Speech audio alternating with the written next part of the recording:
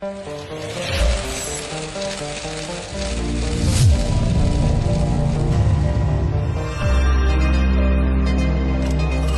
覺得今次好特別咯，特別係匯豐銀行咯。咁對香港人嚟講，我覺得係一個 icon 嚟嘅。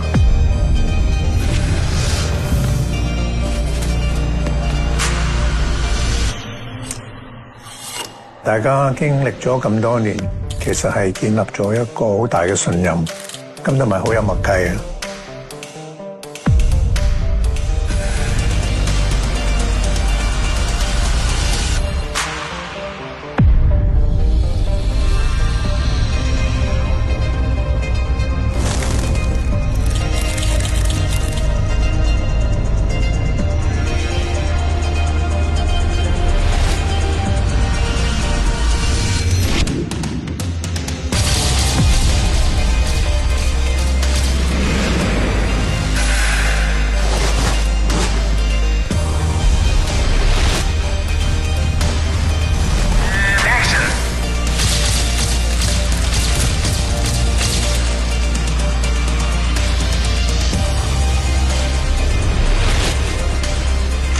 由一開始好橫衝直撞，亦都有以為自己好識做戲嘅階段，亦都有一啲成功嘅例子。